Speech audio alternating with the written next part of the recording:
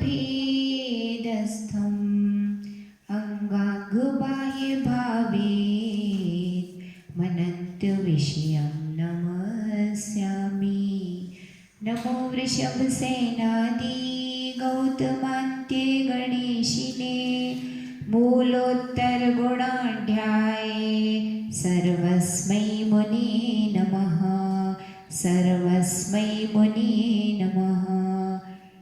तीने भुवन में सार बीत राग विज्ञानता शिव स्वरूप शिवकार नमः त्रयोग सवारिकै। जय बोलिए अनंतानंद परम सिद्ध भगवान की। देवादिदेव एक खजराक्षी आदिनाथ भगवान की। एक खजराक्षी महावीर भगवान की। चिंतामणि पारसनाथ भगवान की। परम पूज्य सरेंद्र सत्य गणाचार्य गुरुवर विराट सागर जी महाराज की। परम पूज्य आचार्य श्री 108 श्री विभव सागर जी महाराज की। परम पूज्य मनीषी 108 श्री अध्ययन सागर जी महाराज की। अहिंसामयी जय हिंद धर्म की। द्वादशांगी जिनवाणी माता की। परम पूज्य आर्य श्री विलक्षणी माता की जय। जय डाला ग्रंथ जो कि पंडित दौलत राम जी का लिखा हुआ एक ऐसा ग्रंथ है जो अपने आप में एक लघु समय सार है ना। अभी आपको नरकों के दुख बताएंगे और अभी गर्मी लग रही तो कितने दुख हो रहे थे हैं। ऐसा लग रहा था कि कब क्या आ जाए। हाँ, और जैसे ही आई तो हमें सुनना छोड़ करके आपने क्या किया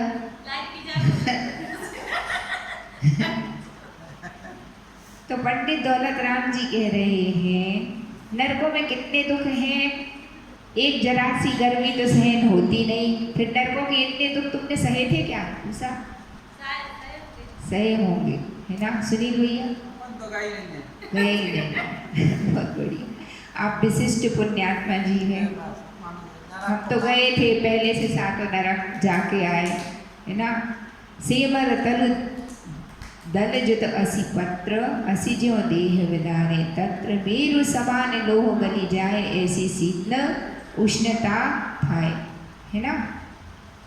तो शीत और उष्ण के दुख कैसे हैं नरकों में कि एक सुमेरु पर्वत कितना होता है 1,40,000 योजन विस्तार वाला, उसको अगर उष्ण बिलों में डाल दिया जाए तो पिघल के पानी हो जाएगा और शीतल बिलों में डाल दिया जाए तो जम करके बर्फ बन जाएगी। इतनी ठंडी और गर्मी के दुख हैं। अब आगे पंडित जी कहते हैं तिल तिल करे देह के खंड असुर भिड़ावे दुष्ट प्रचंड सिंधु नीर ते प्यास न जाए तो पण एक ना बूंद नहाए। तिल तिल करे देह के खंड। तिल कितना बड़ा होता सुनील भैया? तिल देखिए आपकी इतनी सी होती है ना, तिली की तिल। और शरीर के कितने टुकड़े कर दिए जाते वहाँ? बोलो सुनील भैया कितने टुकड़े? बस 1000। रविंद्र कितने टुकड़े कर दिए जाते? संख्या नहीं है। तिल तिल करे देह के खंड। कितने खंड की? एक तिल के बराबर है ना। पूरा भूजी भजी अपने शरीर का बना दिया। असुर भिड़ावे तो इतने छोटे छोटे शरीर के टुकड़े हो गए तो क्या हो गया उस नारकी का? मरण हो गया क्या? नहीं हुआ। नरकों में कोई मरना चाहे तो मर सकता नहीं है। फिर उन टुकड़ों का क्या हुआ? जब टुकड़े हुए तब तो कष्ट हो रहा था कि नहीं हो रहा था। अब पारे की तरह सारे टुकड़े क्या हो गए? सिमट करके मिल गए तो वापस नारकी का शरीर बन गया। असुर भिड़ावे दुष्ट प्रचंड। असुर कुमार जाति के देव है ना। पहले बात इनके बारे में थोड़ा अपन समझ लें कि ये कौन होते हैं और ऐसा कौन व्यक्ति होता है जिसको असुर कुमार जाति, अंबावली जाति के असुर कुमार देव बनना पड़ता है। तो देखिए ये भवनवासी देव होते हैं। असुर कुमार कौन होते हैं? भवनवासी। इनकी रेजिडेंसी कहाँ होती पता है आपको? निवास स्थान भवनवासियों का जो प्रथम नरक का खर भाग है और पंक भाग है।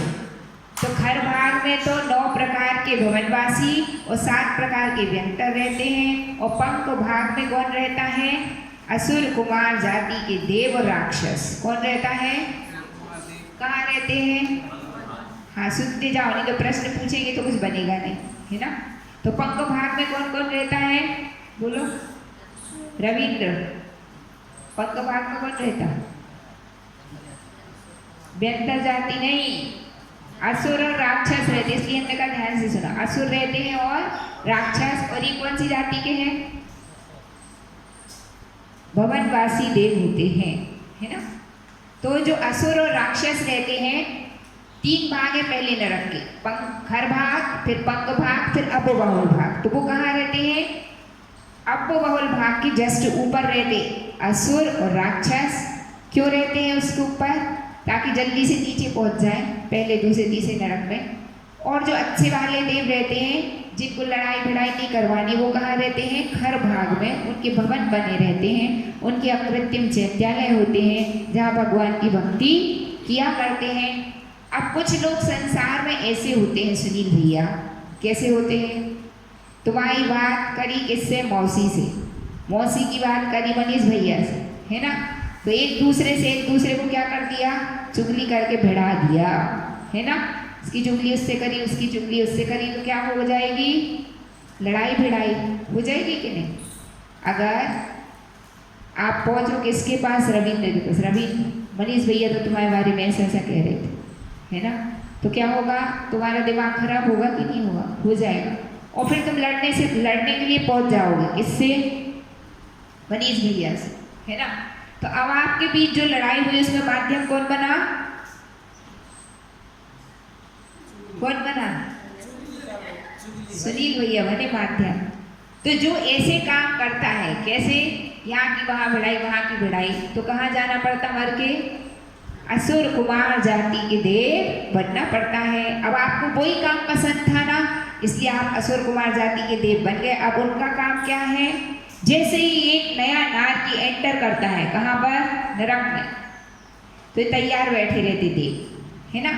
बहुत सारे नारकी वहाँ खड़े हैं और ये नए की एंट्री हो रही। अब बेचारा धीरे धीरे, है ना, गिरता पड़ता है, जैसे जैसे आगे आगे बढ़ता आ रहा है। तो वहाँ पे जो नारकी रहते हैं जल्दी से असुर कुमार पहुँच जाए, और कान में खुसर चालू, है ना। क्या चालू हो गई?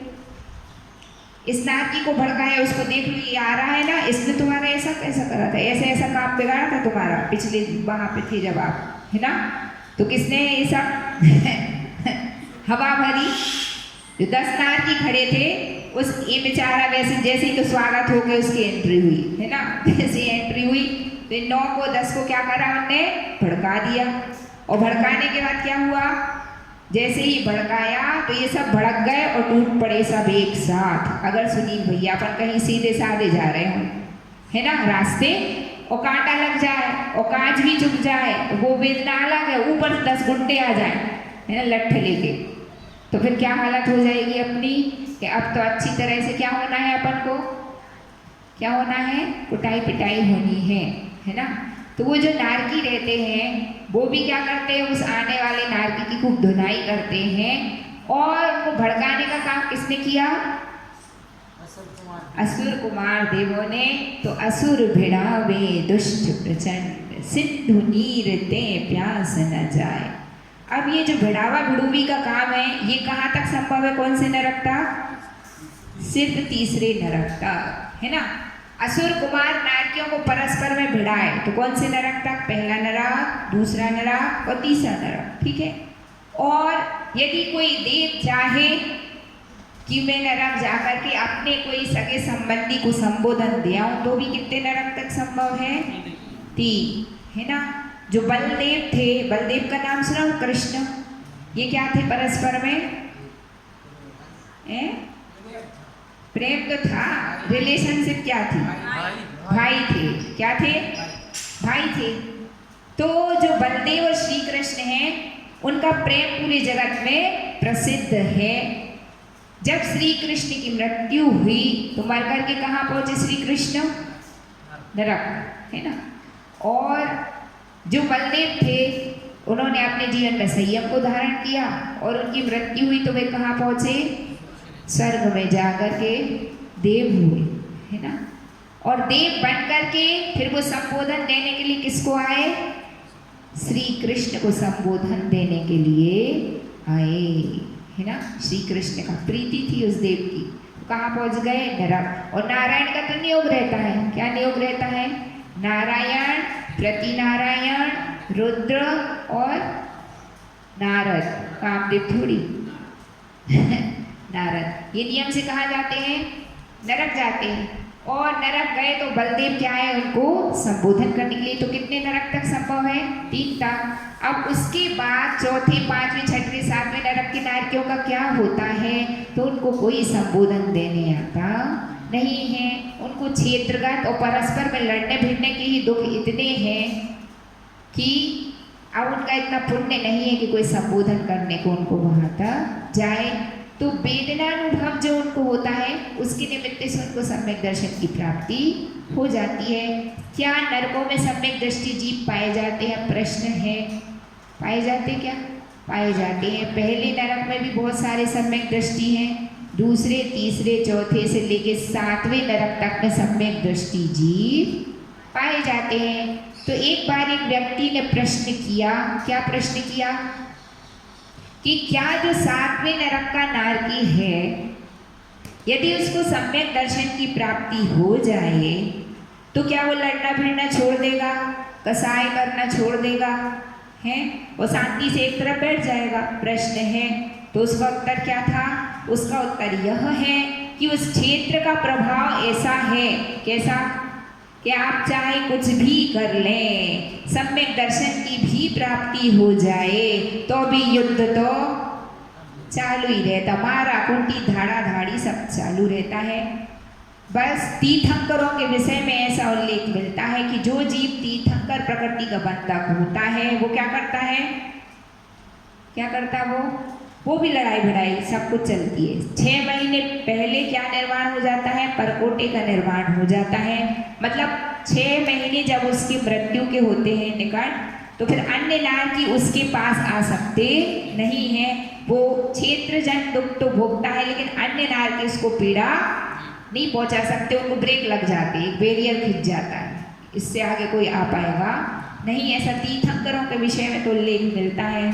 बाकी सम्यक दृष्टि जीव तो क्या करता है? क्षेत्र का प्रभाव ऐसा है तो चाह करके भी क्या होता है? सब कुछ होता है, लेकिन उसको थोड़ी बहुत तो अनुभूति इस बात की होती है कि मैंने गुरु की शिक्षा को नहीं माना, इसलिए मुझे कहाँ आना पड़ा? नरक। लेकिन यदि उसके क्षण भर को कोई अच्छे भाव भी हो तो वो टाइम पीरियड इतना कम होता है, वापस फिर किसमें? कोई लड़ाई झगड़ा मार कूट। क्यों? क्षेत्र का ऐसा प्रभाव होता है। तो पंडित जी साहब कह रहे हैं कि नरक में कितने दुख हैं।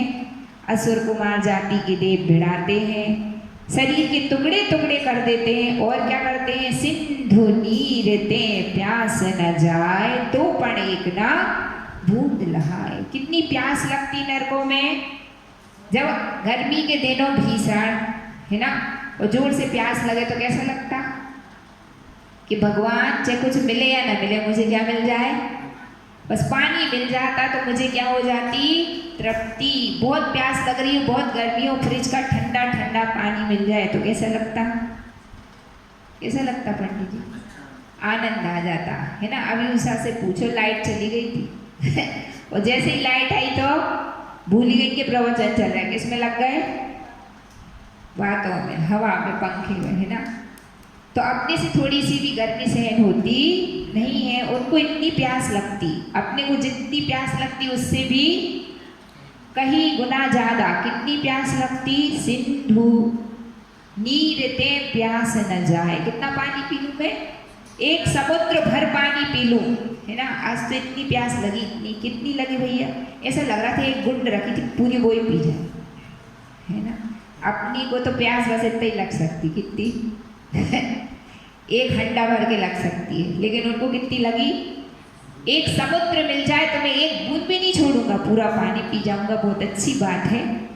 सामने से नदी बहती हुई दिख रही थी तो उस नारकी ने क्या सोचा, इतनी अच्छी नदी तो बह रही है, भागता भागता पहुंच गया कहाँ, नदी के पास। लेकिन जैसे ही पास पहुंचा तो पण एक ना बूंद लहाए, पानी की एक बूंद भी उसको पीने को नहीं मिलती, है ना। प्यास तो लग रही है लेकिन पानी नहीं है, गर्मी तो लग रही है लेकिन ठंडक नहीं है। ऐसे महाभयंकर दुख कहाँ है, नरकों में है। आगे कहते हैं, तीन लोक को नाज जो खाए, मिटे ना भूख कड़ा न लहाए, ये दुख बहु सागर लो सहे, करम जोग ते नर गति लहे। तीन लोक को नाज जो खाए, कितना खाना खा जाऊंगा, भूख लग रही है ना। एक दिन आहार नहीं हुए, 2 दिन नहीं हुए, 3 दिन, फिर तो अच्छा आप देखना, जो व्यक्ति लंबे उपास करते हैं तो उपास तो कर लेते हैं, है ना। उपास जब करते हैं तो उसको उत्साह रहता है, किस बात का, कि मैं उपास करूँगा, उपास करूँगा। उपास कर लिए, है ना। कितने उपास कर लिए, 10, किसी ने 16, किसी ने 32। अब उपास जैसे ही पूरा हुआ तो फिर क्या होती है, पारना। और आचार्य भगवान समझाते हैं कि बेटा पारना कैसी करना, संभल संभल के करना, है ना। अब क्या हुआ कि उपास करने में हम थोड़े वीक थे, है ना। तो हमारे आदर्शी की एक आदत है, जो व्यक्ति जिस काम में कमजोर होता है उसको वो काम देते, जो पढ़ने में अच्छा होता है उससे कभी नहीं कहते कि तू पढ़ाई कर, उससे क्या कहते, सेवा करो, है ना। और जो उपास नहीं कर पाता उसको क्या कहते हैं, उपास करना चाहिए। तो भाई आचर्षी ने चने के झाड़ पे चढ़ा दिया तो अपन चढ़ भी गए अब आचर्षी कह रहे हैं तो क्या कर लेना चाहिए, उपास। उस समय हमारी दीक्षा नहीं हुई थी, पर हमने सोचा आचर्षी ने कहा है तो करेंगे। आचर्षी के देखो विदक्षिणी, मतलब उन्होंने मेरा नाम लिया और क्या बोले कि देखो सब लोग कितने उपास कर रहे हैं, उनके ठीक है आचर्षी, हम भी कर लेंगे, रत्नत्रय का तेला करेंगे। क्या करेंगे, 5-10 तो अपने बस के नहीं है, तो क्या करेंगे, रत्नत्रय का तेला। अब उपास तो कर लिए, 1 दिन हो गया, 2 दिन हो गए 3 दिन हो गए, निर्जला उपास तो हो गए। अब उपास जब कंप्लीट हो गए तो अब आपको खाने पीने की छूट है। सुबह से उकावली पी ली और उसके बाद आहार कराए सबके, साधु संतों के। आहार के बाद फिर भोजन करने बैठ गए और इकट्ठी 2-3 रोटी जितना खाते थे वो सब पूरे आहार कर लिए बराबर। जबकि पारना जब होती तो क्या करना पड़ता है, सिर्फ मूंग की दाल लो, लौकी लो, बस पानी पी लो, हो गया काम, है ना। अथवा 1-8 पपड़ी रोटी खानी हो तो खा लो, और लंबा उपास करो तो वो भी नहीं। यदि आपने 10 उपास किए तो कम से कम 5 दिन तक अन्न नहीं खाना चाहिए उपास के बाद, है ना। निर्जला किए तो, और दूध पानी वगैरह लिए तो बात अलग है, वो खा सकता है। अगर आपने निर्जला किए हैं और इतना खा तो लिया, है ना, और खाने के बाद फिर क्या हुआ, पूरा बाहर। क्यों बाहर, क्योंकि खा तो लिया लेकिन बॉडी उसको एक्सेप्ट नहीं कर पाती, है ना। जब अपन बहुत लंबे समय तक नहीं खाओ तो फिर थोड़ा थोड़ा खाएंगे तो बॉडी क्या करेगी, एक्सेप्ट, और ज़्यादा खा लिया तो सब बाहर हो जाता है। तो भूख कितनी लगती है उस नारकी को, जैसी उस उपास वाले को तड़पन होती, कब खा लूँ, क्या खा लूँ, भूख ही लग रही है। हमारे संग में एक और माता जी थी, विस्मिता श्री माता जी वो कंप्यूटर इंजीनियरिंग पढ़ के आई थी। हम क्या, आप कितने उपास कर लेते, उन्होंने क्या कहा, 10 माता जी मैंने किए थे। बोले उपास तो मेरे बहुत अच्छे से हो गए थे, उसके बाद मुझे इतनी भूख लगी इतनी भूख लगती थी, इतनी भूख लगती थी कि मैं क्या करती थी, चोरी छिपे जल्दी से किचन में घुस जाती थी और बाजार वाला गुजराती नमकीन जो है जल्दी से फिर खा लिया, फिर खा लिया कोई देख ना ले, नहीं तो सब मना करते हैं कि अब उपास किए तो खाना नहीं है। तो बोले मैं चोरी से खा खा के आ जाती थी, इतना खाया मैंने, इतना खाया, मुझसे कंट्रोल ही नहीं होता था। मतलब जब खाने को नहीं मिले और लंबे ड्यूरेशन के बाद मिले तो वो तेज भूख लगती है।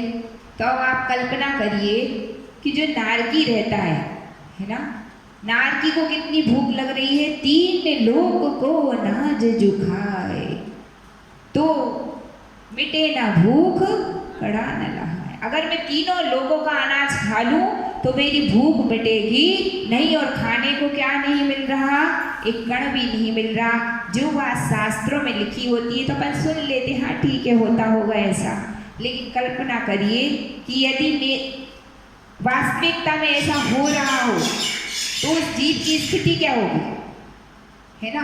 और खाने को एक कण भी नहीं मिल रहा, और असुर कुमार जाति के बहुत एक्सपर्ट देव होते हैं ना। वो कितने एक्सपर्ट होते हैं, वो एक बड़े बड़े भगोने में क्या करते हैं, रसगुल्ले से भरा हुआ भगोना, इमरती से भरा हुआ, नमकीन से भरा हुआ, जो जो आपको पसंद है, ऐसे सामने ले जाते, किसके, नारकियों के, ऐसे खड़े हो जाते हैं उनके सामने।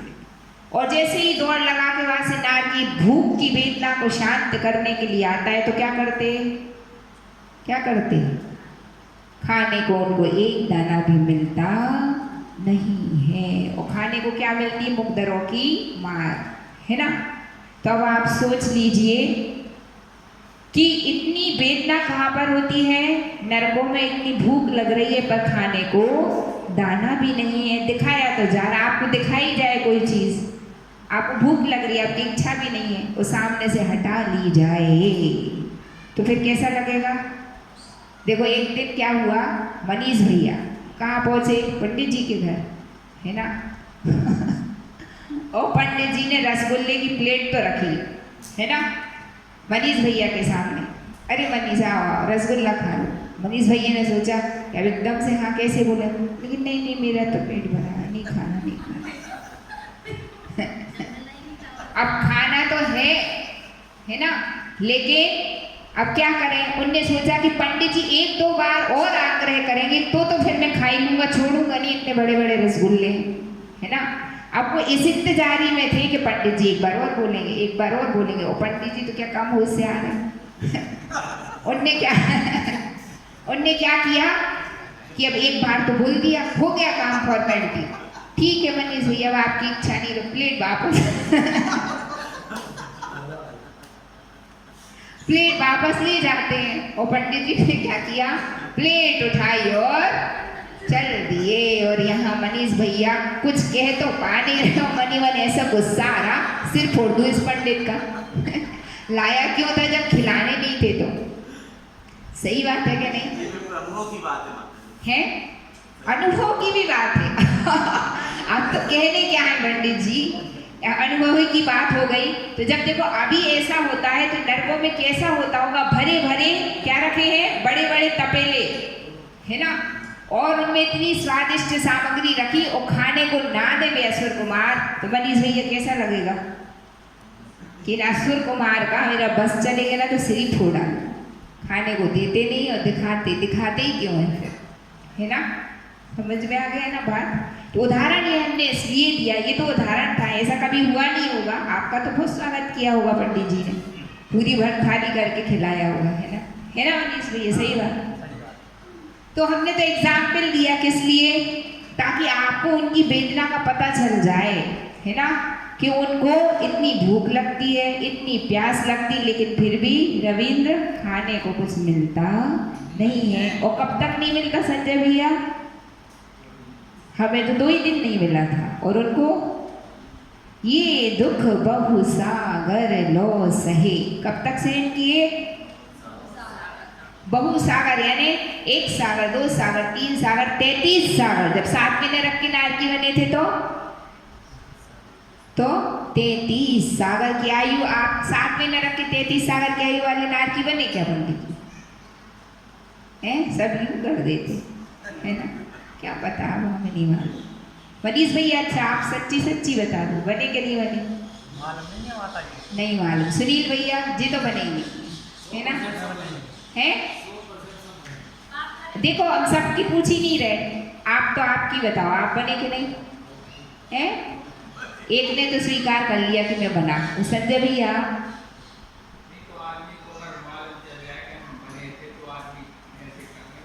नहीं, देखो वो बात नहीं है ना। महाराज जी आप बने थे कि नहीं? क्या पता। चलो और अब पूछे किससे? आंटी आप बने थे? एक मिनट, बने हुई है नहीं पूछ रहे हम तो ये पूछ रहे बने थे कि नहीं बने थे? बनी थी क्या? चलो बात ठीक है। और आंटी आप बने थे क्या? अब सब मुट्ठी हिला रहे बने थे। अब सोचे एक ने बने हुए अपन भी बोल दो तो अपना फायदा इसी में, इसलिए आप सब नकल कर रहे हैं। तो देखिए कोई संदेह की बात नहीं है, इस जीव ने क्या किया है?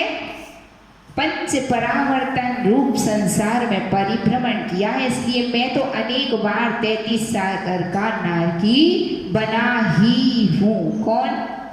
आर्यका विदक्षा श्री माता। अब आपको डाउट है, लेकिन हमारे को कोई भी डाउट नहीं है, क्योंकि ये सिद्धांत है आगम का, और कहने में संकोच किस बात का। ऐसी कौन सी पर्याय है जिसको इस जीव ने धारण ना किया हो? लेकिन कभी कभी कल्पना करते अपन नरकों में थे, ऐसा था, कैसे सहन किया होगा, है ना।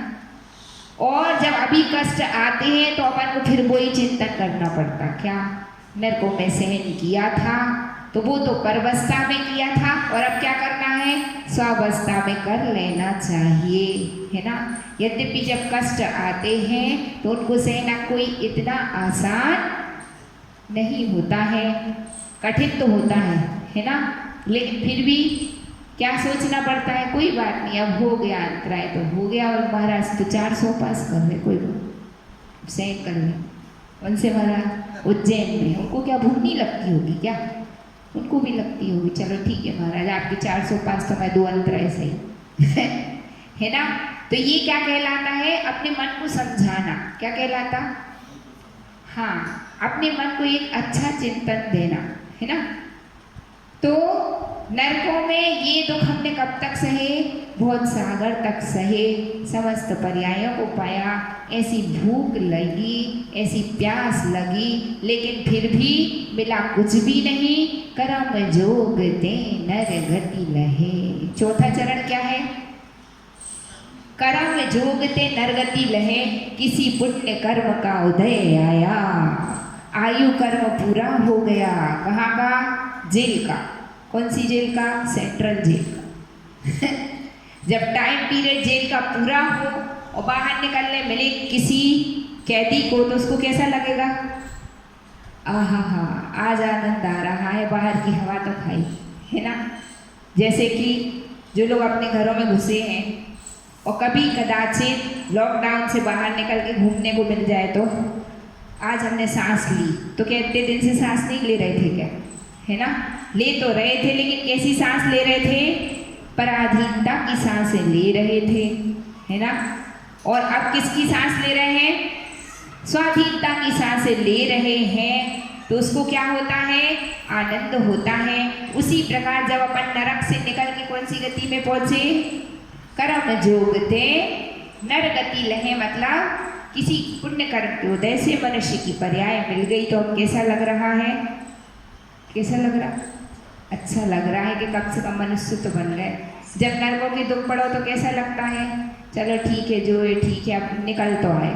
अब जब सही होंगे पंडित जी, मान लो ये दुख हम आपको सुना रहे हैं, तो थोड़ा दुख तो होता, लेकिन फिर क्या लगता? हो, जब सही होंगे तो सही होंगे, माता जी कह रही थे तो होंगे। परंतु अभी तो आनंद मंगल है। क्या है? अभी तो मनुष्य पर्याय मिल गई, तो क्या है? आनंद मंगल है ना। अपनी आत्मा के हित के कल्याण के कुछ हमारे पास क्या है? अवसर हैं। तो पंडित जी ने अपनी इस 13 नंबर की चौपाई के माध्यम से मनुष्यों को एक क्या किया है? संबोधन प्रदान किया है। उन्होंने त्रेंच गति के दुख गिना दिए, नरक गति के दुख गिना दिए, और अब किस पे आएंगे? वो मनुष्य गति में क्या क्या दुख होते हैं उसका वर्णन चलेगा। अब दुखी दुख गिनाने थे। पंडित जी के इतने दुखी थे, उनके जीवन में कोई सुखी नहीं था, खुद दुखी और सबको दुख की गाथाएं सुना रहे। क्यों सुना रहे? ताकि आप अपनी आत्मा के हित और कल्याण के लिए कोई अच्छा पुरुषार्थ कर सके। इसलिए आपको चतुर्गति के दुखों से क्या करा रहे हैं, वो अवगत करा रहे, डरा रहे कि भैया अब तो लग जाओ किसमें, अपनी आत्म कल्याण के पथ पर लग जाइए। तो अपन सबका कर्तव्य क्या है, यथाशक्ति जिससे जितना बन सके उतना कहाँ लगना चाहिए सुनील भैया, धर्म कार्य में लगना चाहिए। यदि मन ही नहीं लगे तो फिर क्या करें माता जी, है ना, है नहीं, ऐसी बात नहीं है कि उसको नरक ही जाने। अनादि के संस्कार ऐसे हैं कि इस आत्मा का अच्छे कार्यों में तो मन कैसा लगता है, प्रयत्न के साथ लगता है, और बुरे कार्यों में मन कैसा लगता है, जल्दी लग जाता है ना। तो हमारे आचार्य श्री कहते हैं, क्या कहते हैं, हम लोगों को जब कुछ चिंतन सुनाते तो क्या कहते हैं, मन नहीं भी लगता है तो कोई बात नहीं। कोई व्यक्ति क्या कहते हैं, मन तो यहाँ वहाँ जा रहा, बड़ी पाठ करने बैठ गई है, ऐसे प्रतिक्रमण से क्या लाभ, और ऐसी सावयव से क्यों, पाठ तो पढ़ रही है, उपयोग तो कहीं और है ना। तो आचार्य भगवान ने क्या कहा कि मन तो कैसा होता है, चंचल ही है ना। अगर वो यहाँ वहाँ जाए और तुमने सोचा पाठ करने से क्या लाभ, पुस्तक बंद करियो जे बैठ गए, तो आप क्या करोगे, गप्पे लगाओगे, है ना, यहाँ वहाँ की चर्चाएं करोगे। तो अच्छा है कि आप किस में लगिए, शुभोपयोग में लग जाइए। बहुत अच्छा है कि आप भाव सहित करो कोई क्रिया। और मान लो कि उपयोग यहाँ वहाँ चला गया, कितने लोग ऐसे होते हैं, कैसे कि अगर उनको किसी कार्य में सफलता ना मिले तो क्या कहते, जी हाँ जुड़े में तो करना ही नहीं है, हमने तो बहुत माला फेर ली पंडित जी। एक सुनील भैया आए, बहुत माला फेर ली माता जी, अब तो मैं कहीं नहीं फेरूंगा। मैंने पूछा भैया क्या हो गया ऐसा माला फेरने में, बोले जब भी माला फेरो, वैसे तो दुनिया भर के विचार आते हैं, माला हाथ में लई तो क्या होते हैं, वो उससे कितने का हिसाब लेना है, उसको कितने देना है, क्या सामान कहाँ है, बस ये चालू हो जाता है ना। तो यूं तो मैं अच्छे भाव करता हूँ, माला ली और ये चालू, तुमने तो ये रख दी माला। तो दूसरा व्यक्ति आया, उसने क्या कहा, जैसे ही माला लेता हूँ तो इनकी तरह क्या जमाइयाँ आने लगती है क्या आने लगती है ना। ओम नमः सिद्धेभ्या, और एक सिर कहाँ गला, माइक में, दूसरा सिर दीवार से, ओम नमः सिद्धेभ्या, ओम नमः सिद्धेभ्या, ओम नमः सिद्धेभ्या, है ना तो आचार्य भगवान ने कहा कि कोई बात नहीं, मन जाता है तो जान दे, तू मत जाए शरीर। शरीर को तो भगवान के पास बिठाओ, है ना, शरीर से का तू पाठ कर, है ना। और मन जाते जाते एक दिन ऐसा जरूर आएगा कि पढ़ते पढ़ते आपका चिंतन बनने लग जाएगा और आपका उपयोग उस पाठ में अपने आप स्थिर होने लग जाएगा। माला फेरते फेरते कभी तो क्या होगा, नमो अरिहंताणम अरिहंतों को नमस्कार, नमो सिद्धाणम सिद्धों को नमस्कार। कैसे है वे सिद्ध, कैसे है वे अरिहंत। तो इसलिए क्रिया करना कभी छोड़ना नहीं चाहिए, और मन ना लगे तो भी मन को लगाने का पुरुषार्थ करना चाहिए। तो धर्म में मन नहीं लगता तो इनने तो सीधी कह दी कि नरक जाएगा, ऐसे नरक थोड़ी जाएगा, मन को लगाना पड़ता है। मन किसकी तरह होता है, बालक की तरह, है ना। जैसे छोटा बच्चा रहता है 2-3 साल का, तो कभी यहाँ जाएगा, कभी वहाँ जाएगा, कभी ये उठाएगा, कभी वो उठाएगा, तो उसकी मम्मी क्या करती, फिर पकड़ पकड़ के ले आती, चल इधर बैठ, है ना। और हमारे आचार्य बोलते हैं कि जब मैं छोटा था तो कहीं भी चले जाता था, है ना, तो माँ को रोटियाँ बनाना पड़ती थी, माँ परेशान हो जाती थी, तो माँ क्या करती थी, आचार्य श्री का पाँव, ये जो अपने सोने का क्या रहता है, पलंग का खत, उसके जो पाया रहता है ना, उस पाए से बांध देती थी, और थोड़ी रस्सी खुली छोड़ती कि इससे ज़्यादा नहीं जा सकती और अब तो कुछ भी करो, हमारा काम करते, है ना। तो उसको क्या किया कि जो पाया रहता है तखत का, उससे बांध दिया, यानी अब आप एक सीमा तक ही जाते, उससे आगे नहीं जा सकते। उसी प्रकार इस मन रूपी बालक को क्या करना पड़ता है, धर्म रूपी खूंटे से बांध देना पड़ता है। अब जा तू कहाँ तक जाएगा, ज़्यादा देरी दौड़ बाहर हो पाएगी नहीं, क्यों, क्योंकि पाठ करना समय तो उतना ही है, तो फिर यहाँ वहाँ ले भी जाओगे तो फिर रह जाएगा, इसलिए छोड़ो कहाँ लगो इसमें, नहीं तो ये रह जाएगा, है ना। तो धर्म रूपी खूंटे से बांधने से क्या फायदा है, फायदा ही फायदा है। तो इसलिए मन ना भी लगे तो मन लगाना चाहिए। स्वाध्याय में बैठने का मन ना भी हो तो भी बैठना चाहिए, है ना। जो जीव आज इतना पुरुषार्थ कर रहा है, कल उसका मन अपने आप ही लगने लग जाएगा। समझ में कौन सी की नहीं आई? आ रही ना समझ में? तो अपन ऐसे मन लगाते रहेंगे तो उससे क्या होगा? उसी से आपकी आत्मा का हित होगा, कल्याण होगा, धर्म में मजबूती आएगी। इसी भावना के साथ जय बोलिए चिंतामणि पारसनाथ भगवान की। द्वादशांगी जिनवाणी माता की। जिनवाणी के ज्ञान से सूझे लोकालो, सो वाणी मस्तक नमो सदा देत हूँ धो। हे जिनवाणी भारती माँ तो ही जपो दिन रैन, जो तेरी शरणा गहे सो पावे सुख चैन। देव भजो अरिहंत श्रुत गुरु सेवा निर्ग्रंथ, दया धर्म पालो सदा यही मोक्ष का पंथ। जय बोलिए द्वादशांगी जिनवाणी माता की।